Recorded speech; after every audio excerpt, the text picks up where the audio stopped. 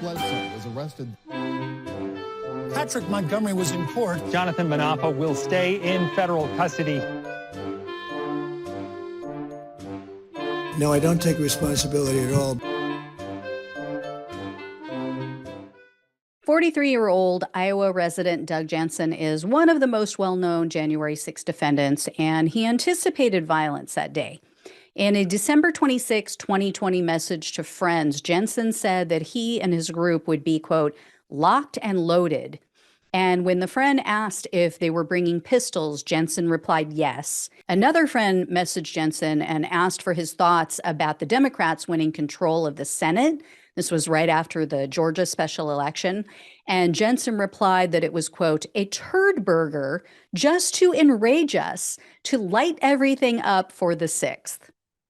On January 6th, after a friend texted Jensen and told him that the vice president certified the electoral college votes, Jensen texted back, quote, that's all about to change, wink emoji. Then Jensen made his way to the Capitol. He recorded a video of himself touching a Capitol wall, and he said, quote, this is why we're here. This is me touching the fucking White House.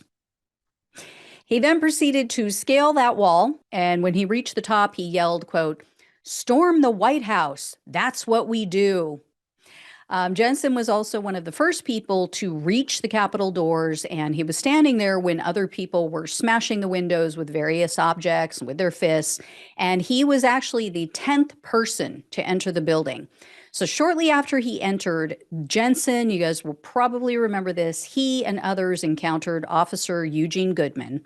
Jensen pushed his way to the front of the group that was threatening the officer, and he and the others chased the officer up several flights of stairs after repeatedly being ordered by him to back up and to leave the Capitol. At one point, Officer Goodman threatened that he was going to use his service weapon on all of them, and Jensen told him, quote, do what you got to do. And this is while he was advancing towards him. Following Jensen's arrest, he admitted that Officer Goodman, quote, showed a lot of fear. So he knew what he was doing. He knew he was menacing this officer. And as you all likely know by now, Officer Goodman led this mob into kind of a trap where other officers were waiting and backed him up. So Jensen apparently continued with his aggressive behavior even after these other officers met up with them. He was yelling at them. He was telling them to back up. He waved for the mob to come forward. Jensen also ordered one of the officers to surrender the building so they could go get the vice president. He also ordered the officer to, quote, go arrest the vice president. And what the officers didn't know at this time is that Jensen was actually carrying a knife. He had a knife in his pocket with a 3-inch blade. And one of the officers described this scene as, quote, mass chaos. And he said that he, quote, felt threatened because he, quote, knew that people had weapons. So even though he didn't know specifically that Jensen had a weapon, he knew others did. And this officer at one point took out a collapsible baton, and Jensen told him that he would, quote, one-up him. So after that, one of Trump's terrorists deployed a fire extinguisher. So the officers and a bunch of the people in the mob started coughing, they were gagging, and this officer said that it was almost like a scene out of a horror movie because Jensen just walked through it as if it didn't faze him. So I don't know what that's all about, but Jensen totally took advantage of this. He advanced forward, and then he was cheering as another mob was clashing with officers in an adjacent hallway. And when he encountered additional officers that were dealing with that situation, he asked them, quote, what happens if we push? Do you back up? We're not going to push hard. Eventually, Jensen did give up. He made his way back downstairs, but he ignored many other orders to exit the building. He was finally, at some point, escorted out of the Capitol, but then he snuck in again about 15 minutes later, and he went into the rotunda. And that's where officers had been battling with the mob for a long time.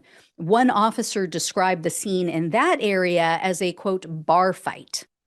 Jensen, again, refused orders to leave. He shoved an officer who tried to escort him out of the building. He jerked away from other officers who were trying to grab onto him, and he yelled at them, quote, "He doesn't have the right to touch me. You can't push people. You can't do that. The Constitution.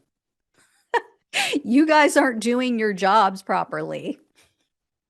I don't know what that has to do with the Constitution, but anyway. Following the Capitol attack, Jensen bragged about being featured in news articles, but he used the same old MAGA excuses. He wrote in one message, quote, "The cops let us in and directed me." Yeah, sure. On January 8th, Jensen turned himself in. He went to the local police department, told them what he did, and he said, quote, that he basically intended on being the poster boy to, quote, "give all the attention to Q and, quote, fire up this nation." Then Jensen admitted to all of his crimes. He admitted to seeing others shoving officers. Sure, he didn't say he did it himself. He also said he witnessed someone pull out a steel club out of a backpack and bash in a window. But when he was asked if he regretted anything and his actions, Jensen said, quote, "I don't know. It depends on if the outcome I wanted happens. Then it would have been worth it." So Jensen was arrested on January 8th of 2021, and in a second superseding indictment, he was charged with civil disorder, obstructing an official proceeding, assaulting or resisting officers, entering a restricted building or grounds with a deadly weapon, 2 counts of disorderly conduct, one of which included the deadly weapon enhancement, and parading or demonstrating in a Capitol. Unlike most others, Jensen refused a plea deal. He opted for a jury trial. And you guys might recall in September of this year, 2022, Jensen was convicted on all counts. Based on the obstruction charge, Jensen was looking at up to 20 years in prison, 3 years of probation, and $250,000 in fines. However, federal sentencing guidelines are always much lower, so the prosecutor requested only 64 months in prison, 3 years of probation, $2,000 in restitution, and a $520 special assessment. U.S. District Judge Timothy Kelly presided over Jensen's case, and at the sentencing hearing, he praised Officer Goodman, and he said, quote, "It is a miracle that more people were not injured and did not lose their lives that day." And he told Jensen, quote, "You played a significant role in a very black day in our country." When all was said and done, Judge Kelly sentenced him to 5 years in prison, 3 years of probation, and $2,000 in fines, also the $520 special assessment. Jensen, by the way, has been in custody for quite some time, so he'll receive credit for time served. So he was initially in jail from January when he was arrested through July. Then Judge Kelly released him, but then he violated his release conditions by watching Mike Lindell's failed cyber symposium, quote unquote.